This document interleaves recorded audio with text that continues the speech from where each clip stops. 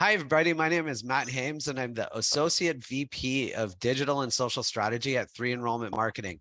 And I'm here today with some incredible colleagues, and we're going to talk about MPP. Mary, why don't you introduce yourself? Hi, everybody. Thanks, Matt. I'm Mary Grondahl. I'm the Vice President for Modern Positioning and Planning at 3 Enrollment Marketing. I've been with 3 Enrollment for 2 years now and was brought on to develop and lead the division that we have, which is called Modern Positioning and Planning. And I'd love for you to meet my colleague, Bryan, who's just joined us as my partner in this really important endeavor. Well, thank you so much, Mary. It's great to be here with you and Matt. My name is Bryan. I'm the Vice President for Modern Strategic Planning and International Enrollment Strategy. I've been with 3E now for a month, but I've been working with 3E in a prior role since its inception, and I really believe so deeply about the work that we're doing here at 3E, disrupting higher education, thinking differently within higher education, and helping institutions produce results. So I'm so happy to be able to help so many institutions in my new role. Thank you. Thank you for introducing yourself. So, like, higher education is a category like music. So, music has a bunch of different kinds of music. There's jazz, there's rock, there's whatever, but higher education is just higher education. So tell us a little bit more, tell us why positioning and really understanding where you fit into the marketplace matters to a university, a college or university. Well, Matt, I don't know. I might not agree with you on the fact that it's a category. I think that the sound bites in the media and higher education itself sort of present ourselves as a homogeneous kind of category, but in fact, we're not. We're an ecosystem of lots of different types of institutions that are, in most part, going through massive, well, you've used the word already, disruption. And, one thing that really attracted me to 3E after decades, I won't age myself, but decades of work leading enrollment management and marketing in private higher ed and working with lots of other different institutions on doing admissions audits and financial aid and that sort of thing. One thing that struck me is the real need for institutions to do modern positioning, which is the identification, the visualization, and this is the part that always gets left out, the execution of a distinctive position in the market that leaves the competition, well, it sounds crass, but in the dust. Yeah. You're really not focused on the competition. And just like we're kind of inspired by the blue ocean strategy approach, creates uncontested market space for an institution that does this really well. And so we've created a process that I'll talk more about, but I want Bryan to jump in too and give his thoughts about it, that leads into really modern, efficient, faster time to impact strategic planning.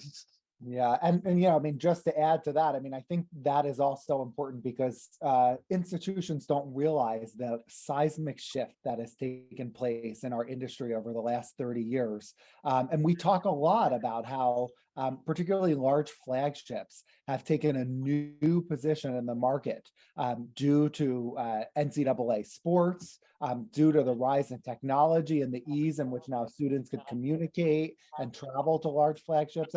And it's put pressure on every different sector, whether it be large selective, the flagships themselves, and then, of course, large privates and then regional publics and privates. And so we really do believe the beauty of our process when helping institutions think deeply about their market position can help all types of institutions, whether you're at the top, you feel that you're in the bottom, or anywhere in between. What's really different about positioning, though? Oh, I'm sorry, Matt. No, go ahead. Go ahead. What's really different, and it is a hard concept for people who are not in sort of the business of positioning to fully understand. A lot of people think that positioning is your marketing message, when in fact, positioning, your organizational position, is your North Star. It's your guidepost. It is an actionable kind of organizational, as I keep calling it, North Star, under which that every decision an institution makes leads back up to. So every decision about budget, resource allocation or resource reallocation, marketing messaging, it flows into marketing messaging or informs marketing messaging. It informs the hiring that you do. Like if you're thinking about an aspirational position, institutions in many cases need different kinds of skill sets. So when we say North Star or guidepost, it really is organizational alignment. It's not simply a tagline. Yeah, And right. I think, yeah, and I was going to say, I mean, I think the two things to add to that, you know, the value of positioning is it's fun to be bold. I mean, we Yeah. need to be bold. It's time to be bold. And, you know, to that point about fun and to that point about culture, you know, our process not only helps institutions actualize that bold position, but it builds stakeholder buy-in, it builds stakeholder enthusiasm. I can't tell you how many times, Mary, you've allowed me in, you know, to your process and to see the level of morale on college campuses raised because there's unity around people being able to talk to, you know, that simple question, why us? You know, why us? And people feel good when they can answer that in a bold and defendable way. Yeah, positioning, the process that we use, the discovery process, and, you know, it's certainly an efficient process. It doesn't take years and it can't today. It simply can't. There's no time to be thinking about things for a couple of years. But, you know, higher ed we're not really good at talking about the possibilities, the opportunities, the excitement related to change. Even the news that you read today in almost every sector, every type of news, every channel is really kind of depressing. And so we're really intentional about helping an institution see the possibilities, their own possibilities. What we don't do is come in and say, you know, we've done all this research and we think you should pick from these 3 positions. Positions are about the heart and soul of an institution. More crassly, I suppose, about the guts of an institution. So it really has to come from the institution itself, from the whole community. And it's really uplifting. There's a lot of laughter. So there's a lot of people who might be listening to this conversation right now who might be thinking that you're talking about branding, where like a new president comes in and says, we need a new logo, we need to update the website, we need to kind of rebrand, but you're not talking about branding. So Bryan, can you tell us, like, simply, what is the difference between positioning and branding? Yeah, well, for all of you who like control, you know, my answer is very simple. You know, you have no control over your brand. You know, your brand is essentially what other people say about you when you're not in the room. And, you know, your actions and many other parts of your organization will influence your brand in ways that sometimes you intend, but oftentimes in ways that you're not able to attend. Your market position is very intentional. It's your ability to control how your institution is thought of and what people say about you when you're not in the room. So if you do positioning well, you will build strong brand because what people say about you when you're not in the room will align with what you want them to say about you. That's super helpful. Bingo. Yeah. As a person who does a lot of Google searches for schools, I see a lot of the same thing in the search engine results page for schools. So what do you see schools, like the schools that are standing out, what do you see schools doing that are helping them be really successful in getting out of the homogenization and being successful? Mary. It sounds really simple, Matt. You know, but what they're doing is putting a stake in the ground. They're flying a flag that has to be authentic to them, also has to have, some will often ask me in a community when we're going through discovery, well, should it be about who we are today or should it be about who we want to be? Yeah. And our answer is always, you have to have one foot in reality. So that's today. I always say you have to have the bigger foot in aspiration and design what you need to do around that aspirational point. So I think it's really important for people to understand that this process is unique. And a lot of institutions, you're so right, will say things like, we give great individual attention, personal attention. We have this laundry list of academic programs. We're ranked as et cetera, et cetera, et cetera. But if everybody's saying that about themselves, and gosh golly, we've done the review of lots of different institutions, then they're all just talking about higher education. They're not talking about their own institution. Yeah. Yeah. And, again, just to be bold here, it's just not the time for institutions to think that the messages that may have worked for them historically are going to work for them in the future. And again, back to my point about, market positions, the institutions at the top of the food chain that are doing well, they're investing their money in ways where they may be able to quicker in the market achieve what we call personalization at scale. And so it's putting this pressure on the rest of the institutions in the market to say, what is it that's unique to us, to Mary's point? What are the resources that are realistic for us, to be able to spend? But how can this give us hope and inspiration, for the future? And Mary, you've really showed me, the ability to work with really dynamic leaders. And this process actually helps leaders and institutions fundraise, because when you have an aspirational position that also has this basis in the president, it really inspires current and prospective donors as well. There's another part to it. Bryan, you're right about leadership. We've been thinking a lot about what institutions, how they need to kind of position their own leadership and the skill set too. And because of the dynamic environment we're all operating in, both in industry and in higher education, we really think that this idea that there's a chief enrollment officer, a chief financial officer, a chief academic officer, and they're operating in silos and rarely do the twain kind of meet together.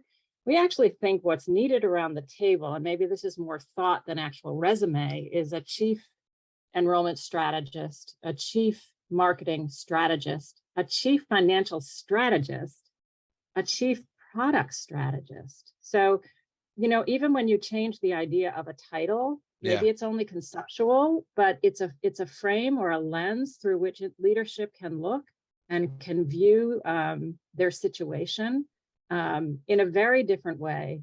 And, I know Bryan's dissertation was on the issue of chief enrollment officers, academic officers, and financial officers, and, the siloed kind of, the collaboration that's needed, right, Bryan?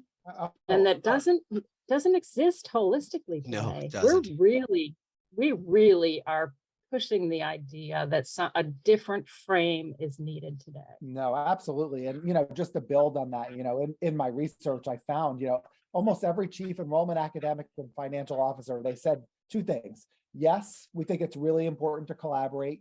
Yes, we currently meet, but no, we don't meet with the type of intention and focus that we could.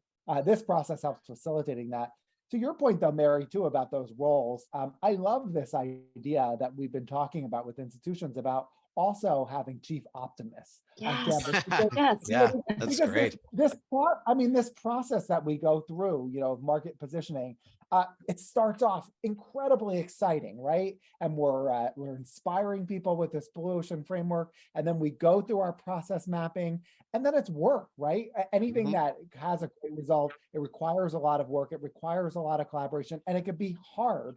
And so invariably, sometimes you reach a point where people at institutions start questioning, well, is this too aspirational? Can we really fulfill that? Well, and you need to strategically have those optimists around the table that said, yes, we engage in this process because we had a clear vision. We knew this was going to be valuable, and we've got to stay on this track. And that's been so helpful for the schools that we work with. It's been great.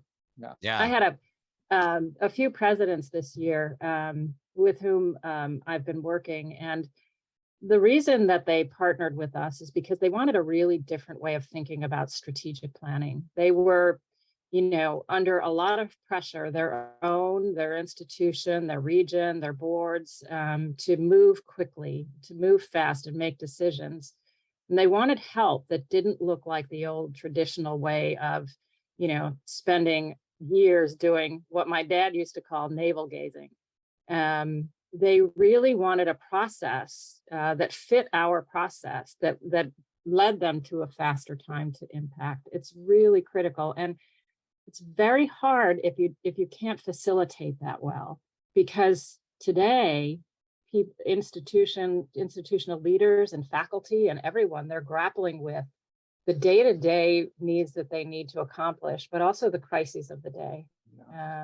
And so it's very hard to be focused on the crisis of the day and also think aspirationally. And we designed a process that really helps keep people on track in I think, a really positive kind of forward-thinking way. And just to build on, when you think about a modern way of strategic planning, which is the end result, it's institutional strategic planning. But I can't tell you how inspired I've been, all the institutions that are spending hundreds of thousands to millions of dollars on digital marketing, right? And they can't answer that question of why us. You go through this process, you understand your market position, all of a sudden your enrollment marketing services, your enrollment plan or your advancement plan, or the plan that you're going to implement, and it becomes so much more clear and easy to articulate, identify, and then execute, because you have that clarity at the very top. So we've actually, Mary, I've witnessed you beautifully work with a few different institutions after this process on their enrollment plans, because it becomes really easy when you understand where you're headed to go, how to use our run rate forecaster, think about a forward view, 8 years, and then how do we, use our position? How do we use our vision to get us there? How do we make sure that the scenarios we're looking at actually flow from the position itself, or have some alignment with the position itself?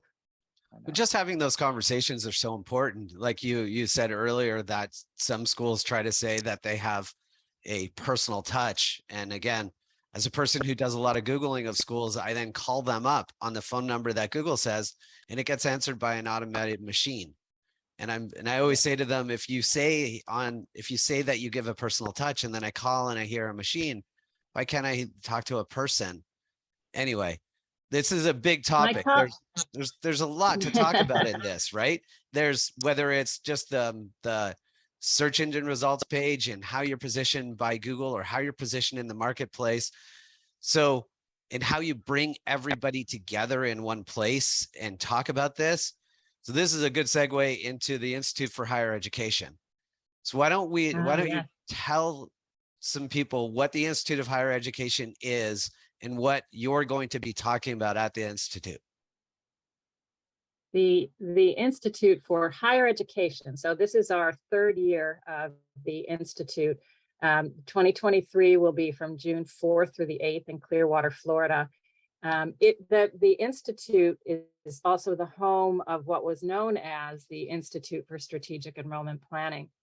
And that model came out of the old, what many who might have been in enrollment management for a long time was called SNOMAS. It was a really intensive, week-long, safe, kind of comfortable environment where leaders in enrollment management really learn from each other, best practices. And we've actually